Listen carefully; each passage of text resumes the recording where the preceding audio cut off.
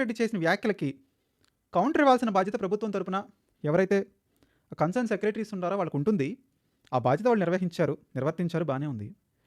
కానీ రాజకీయ విమర్శలకి తనకు ప్రత్యర్థి, తనకు పోటీ ఏదైతే 2934లో 1-to-1 కలబడాల్సినటువంటి లోకేష్ ఎందుకని డైరెక్ట్గా Jaganmohan Reddy point to point explain చేయలేకపోయాడు ఆయన మీడియా కన్వర్జేషన్కి?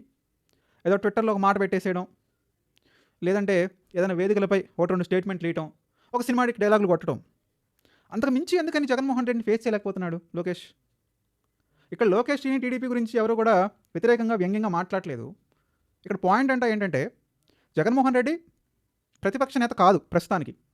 ఆయన ఒక పార్టీకి అధినేత. ఆయన పార్టీ తరపున 11 మంది ఎమ్మెల్యేలు ఉన్నారు అసెంబ్లీలో. మరి ఆయన మీడియా ముందుకు వచ్చాడు, మీడియా ముందు దగ్గర 2 గంటలు మాట్లాడారు. అంటే ఆయన బయటకు రాడు, ప్రజల్లో మాట్లాడు, మీడియా ముందే మాట్లాడతాడు, అసెంబ్లీకి రాడు, అసెంబ్లీలో మాట్లాడరు, మీడియా ముందే మాట్లాడతారు అని అనుకోవచ్చు. కాకపోతే హీజ్ అన్ అపోజిషన్ లీడర్. మీరు ఒప్పుకున్నా ఒప్పుకోకపోయినా ప్రజలు thinks about he's an opposition leader for Andhra Pradesh assembly అనుకో. మరి అలాంటప్పుడు హీజ్ ఎ ప్రామినెంట్ లీడర్. అంత ప్రామినెంట్ లీడర్ బయటకు వచ్చి అంతసేపు మీడియా మీట్ పెట్టి ప్రశ్నించినప్పుడు ఆ ప్రశ్నలకు ధీటుగా సమాధానం చెప్పాల్సిన బాధ్యత గవర్నమెంట్ తరపున ఉంటుంది కదా. చంద్రబాబు నాయుడు అయితేనే, పవన్ కళ్యాణ్ అయితేనేమండి, లోకేష్ అయితేనేమండి, బీజేపీ వాళ్ళు అయితేనేమండి, డెఫినెట్గా వాళ్ళు ఆన్సర్ చెప్పాలి కదా. ఆన్సర్ చెప్పకపోతే, దానికి స్పందించకపోతే ఏమవుతుందంటే జనాల్లో జగన్మోహన్ రెడ్డి చేసిన వ్యాఖ్యలు స్లోగా వెళ్ళేటువంటి ప్రమాదం ఉంటుంది. మీరు అబ్జర్వ్ చేయండి, కేసీఆర్ ఎప్పుడు బయటకు వచ్చి మాట్లాడినా, కేటీఆర్, హరీష్ రావు మాట్లాడినా తెలంగాణ రాష్ట్రంలో సీఎం స్థాయిలో, మంత్రుల స్థాయిలో బట్టి విక్రమార్క అయితే కానివ్వండి, మిగతా మంత్రులు ఎవరైతే కానివ్వండి వాళ్ళ స్థాయిలోనే, పొన్నం ప్రభాకర్ కానివ్వండి, వాళ్ళ స్థాయిలోనే కౌంటర్ ఇస్తారు, డైరెక్ట్ కౌంటర్ ఇస్తారు. ఆ కౌంటర్ ఇచ్చినప్పుడు వినే వాళ్ళు వింటారు, ఆటోమేటిక్గా ఏది నిజమో ఏది అబద్ధమో సెగ్రిగేట్ చేసుకుంటారు, అర్థం చేసుకుంటారు. ఇప్పుడు జస్ట్ ఒక క్యాబినెట్ సెక్రటరీని మీరు రిప్లై ఇచ్చినంత మాత్రం, రెస్పాన్స్ ఇచ్చినంత మాత్రాన పొలిటికల్గా మీరెందుకని ఎదుర్కోలేకపోతున్నారు, ఢీ కొట్టుకోలేకపోతున్నారు అనేది ప్రశ్న. ఎందుకు ప్రశ్న వస్తుందంటే వీళ్ళే ప్రొజెక్ట్ చేస్తున్నారు 2029లో బీహార్ ఫార్ములా అప్లై అవుతుంది. ఏదైతే బీహార్లో నితీష్ కుమార్ పక్కకు తప్పుకొని బీజేపీకి ముఖ్యమంత్రి పదవి ఇచ్చి ఆయన కొడుకుని మినిస్టర్ చేసుకున్నాడో, ఈయన రాజ్యసభకు చెక్కేశాడో, అదే రకంగా చంద్రబాబు నాయుడు 2029 ఎలక్షన్స్లో గెలిస్తే ఆయన, చంద్రబాబు నాయుడు, అదేవిధంగా పవన్ కళ్యాణ్ సెంట్రల్ క్యాబినెట్కి వెళ్ళిపోతారు. చీఫ్ మినిస్టర్ పగ్గాలన్నీ కూడా నారా లోకేష్కి ఇచ్చేస్తారని వాళ్ళ మీడియా వాళ్ళే, వాళ్ళ సోషల్ మీడియా వాళ్ళే నొక్కి వక్కాణిస్తున్నారు. అసలు ఒక టైంలో మూమెంట్ కూడా తీసుకొచ్చారు లోకేష్ని సీఎం చేయాలని. మరి సీఎం కావాల్సిన వ్యక్తి, సీఎం స్థాయికి తగినటువంటి వ్యక్తి ఎందుకని జగన్మోహన్ రెడ్డి తోటి 1-to-1, 1-on-1, face to face ఎందుకు పోటీ పడలేకపోతున్నాడు? జగన్మోహన్ రెడ్డి కానివ్వండి, పవన్ కళ్యాణ్ కానివ్వండి, దర్ ప్రూవెన్. జగన్మోహన్ రెడ్డి 2012లో పార్టీని పెట్టి కాంగ్రెస్ నుంచి ఎమ్మెల్యేలను చీర్చి వాళ్ళలో కొంతమందిని గెలిపించుకొని ఆయన జైలు నుంచి బయటకు వచ్చి మళ్ళీ 2014 ఎలక్షన్స్లో పోటీపడి, మళ్ళీ 2019 ఎలక్షన్స్లో పోటీపడి, 2019 ఎలక్షన్స్లో గెలిచి ముఖ్యమంత్రి అయి, మళ్ళీ 24 ఎలక్షన్స్లో ఓడిపోయి ఇప్పుడు 11 సీట్లకు పరిమితమై ఒక సాధారణ ఎమ్మెల్యేగా ఉన్నాడు. అంటే it's a very longest journey. 14 సంవత్సరాలు ప్రజల ముందు నిలబడ్డాడు, ప్రజల ముందు తనేంటో నిరూపించుకోగలిగాడు. ఒకసారి సీఎం అయ్యాడు, 2 సార్లు ఓడిపోయారు. ప్రజలకు తెలుసు what is Jaganmohan Reddy status and history. Then coming to Pawan Kalyan అంతకుముందు ప్రజారాజ్యం పార్టీలో ఉన్నాడు 2008 నుంచి. యువరాజ్యానికి నాయకత్వం వహించాడు, కాంగ్రెస్ మీద విమర్శలు చేశాడు, పంచెలు ఊడేలా తంతామన్నాడు. కట్ చేస్తే ప్రజారాజ్యం పార్టీ కాంగ్రెస్లో మెర్జ్ అయిపోయిన తర్వాత సైలెంట్ అయిపోయాడు. మళ్ళీ 2014 జస్ట్ బిఫోర్ ఎలక్షన్స్ బయటకు వచ్చి ఆయనకున్నటువంటి కాపు సామాజిక వర్గంతా పవన్ కళ్యాణ్ మనకి ర్యాలీ అవుతూ ఉంటుంది కాబట్టి, అది ఒప్పుకోకపోయినా ఇట్స్ ఓపెన్ సీక్రెట్, ర్యాలీ అవుతుంది కాబట్టి. అరౌండ్ 30% ఓట్లు ఉన్నాయి కాబట్టి 30%లో మినిమం 18-20% పవన్ కళ్యాణ్ కున్న గెలుపు ఓటములు ప్రభావితం చేసే స్థాయిలో పవన్ కళ్యాణ్ ఉంటాడు కాబట్టి ఆయనంటే ఏ పార్టీకైనా మోజే. 14 నుంచి మొదలుపెట్టాడు. 14లో ఏ పార్టీకి, కూటమి పార్టీలకు అంటే టీడీపీ, బీజేపీకి సపోర్ట్ చేశాడు బయట ఉండి, ఎవరిని ఎమ్మెల్యేలుగా నిలబెట్టలేదు. అంతవరకు బాగానే ఉంది. మళ్ళీ ఎర్లీ 2018లో మళ్ళీ కూటమి నుంచి ఆల్మోస్ట్ బయటకు వచ్చేసాడు. 2019లో మళ్ళీ ఆయన పార్టీని, జనసేన పార్టీని తరపున ఎమ్మెల్యేని నిలబెట్టాడు. ఒక్క ఎమ్మెల్యేనే గెలిచాడు, రాపాక వరప్రసాద్ రాజోల్ నుంచి. ఆయన కూడా పోటీ చేసి 2 స్థానాల్లో ఓడిపోయాడు. సో ఇదంతా చరిత్ర. మళ్ళీ 2019 నుంచి 2024 వరకు జగన్మోహన్ రెడ్డిని ఎదుర్కొన్నాడు. జగన్మోహన్ రెడ్డి సీఎంగా ఉన్నప్పుడు ఎన్ని రకాలుగా జనసేనని అష్టదిగ్బంధనం చేసినా నిలబడ్డాడు, కలబడ్డాడు, పోరాడాడు. ఎంతోమంది నాయకులు వెళ్ళిపోయారు. జేడీ లక్ష్మీనారాయణ అంటే నాయకులే వెళ్ళిపోయారు ఎంపీలుగా పోటీ చేసిన వాళ్ళు జనసేన నుంచి. మరి అయినా కానీ జనసేన పార్టీ నిలబెట్టాడు. 24 వచ్చేసరికి మళ్ళీ టీడీపీ తోటి, బీజేపీ తోటి కలిశాడు. బీజేపీకి నమ్మకమైన లాయలిస్ట్ ఫ్రెండ్ అయ్యాడు. ఏదైతే టీడీపీ, బీజేపీ పొత్తు నడవదు అనుకున్న టైంలో సెంటర్కి వెళ్ళి అమిత్ షా, మోడీతో మాట్లాడి మళ్ళీ టీడీపీని తీసుకెళ్ళి కూటమిలో మెర్జ్ చేసి కూటమిని గెలిపించి 164 ఎమ్మెల్యే 21 ఎంపీ సీట్లకు పరిమితం చేశాడు. So that is Pawan Kalyan history. మళ్ళీ 2 ఇయర్స్ నుంచి ఆయనకి ఇచ్చినటువంటి మంత్రిత్వ శాఖల్లో మంచి పర్ఫామ్ చేస్తున్నాడని చాలామంది విశ్లేషకుల నుంచి, రాజకీయ నాయకుల నుంచి, ఇంక్లూడింగ్ మోడీ, చంద్రబాబు నాయుడు గారు, మన క్యాబినెట్లో కూడా చంద్రబాబు నాయుడు గారు పర్సనల్గా మెచ్చుకున్నారు పవన్ కళ్యాణ్ బాగా పర్ఫామ్ చేస్తున్నాడని. సో ఇంత లాంగ్ జర్నీలో అరౌండ్ అంటే ఆయన పార్టీ పెట్టిన కానీ చూసుకుంటే ఈ 12 ఇయర్స్ జర్నీలో ఆల్మోస్ట్ పవన్ కళ్యాణ్ కూడా ఒక లీడర్షిప్ క్వాలిటీస్ ఉన్నట్టుగా ఎమర్జ్ అయ్యాడు. సో పవన్ కళ్యాణ్ కూడా వచ్చిన డోకా లేదు. పవన్ కళ్యాణ్ పర్ఫార్మెన్స్ ఏంటి, పవన్ కళ్యాణ్ ఏ విధంగా పాలిటిక్స్ చేస్తాడు, పవన్ కళ్యాణ్ హిస్టరీ అంతా ప్రజల ముందు ఉంది. It's open book. So Jaganmohan Reddy, Pawan Kalyan proven. వాళ్ళిద్దరి గురించి పెద్ద సస్పిషన్ లేవు. But coming to Lokesh Babu, మరి లోకేష్ బాబుని చూస్తే మరి నెక్స్ట్ టర్మ్ ఎలక్షన్స్లో ఆయన ముఖ్యమంత్రిగా ప్రొజెక్ట్ చేస్తున్నాడు. భావి ఆంధ్రప్రదేశ్ ముఖ్యమంత్రి అని చెప్తున్నారు.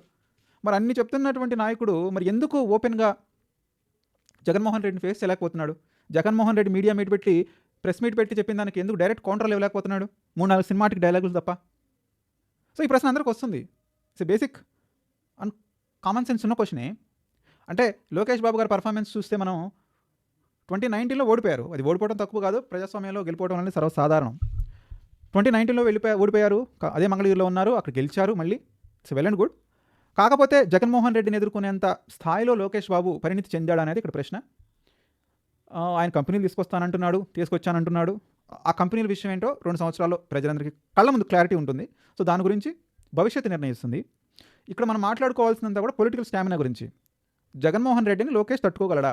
2029లో he's a face of CM అయితే కనుక లోకేష్ బాబు తట్టుకోగలడా? లోకేష్ బాబు యువగళం పాదయాత్ర చేశాడన్నారు. ఆ పాదయాత్ర జరిగిన విధానం, అది ఎలా జరిగింది, ఎంత పిఆర్ యాక్టివిటీస్ నడిపారు అనేది ఇట్స్ ఓపెన్ సీక్రెట్. దానికి మనం పెద్దగా ఆలోచించాల్సినటువంటి అవసరం లేదు.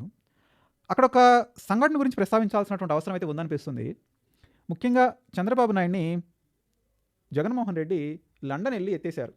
అంటే ఎత్తేయడం అంటే జగన్మోహన్ రెడ్డి మాటల్లో తీసుకెళ్ళి జైల్లో పెట్టారు. అరౌండ్ 2 months ఉన్నట్టున్నారు చంద్రబాబు నాయుడు.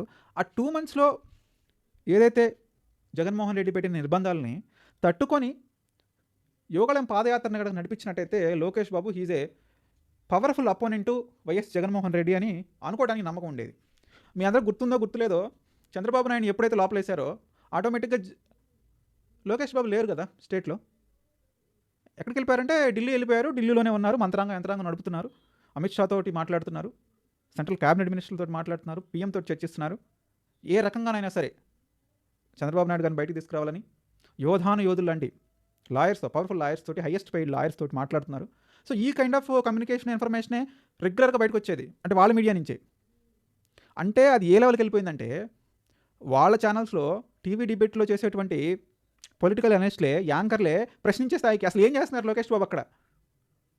ఒక పక్కన నేను జైల్లో ఉన్నాడు, మీరు ఇప్పుడు బయటకు వచ్చి పాదయాత్ర చేస్తే అది జనంలోకి వెళ్తుంది, మీరు పాదయాత్ర చేయకుండా మీరు ఇక్కడ యోగాన్ని మధ్యలో ఆపేసి ఢిల్లీ వెళ్ళి కూర్చున్నారు, 4 రోజులు అయిపోతుంది, 30-40 days అయిపోతుంది, మీరు ఏం చేస్తున్నారని ప్రశ్నించే స్థాయికి వచ్చారు.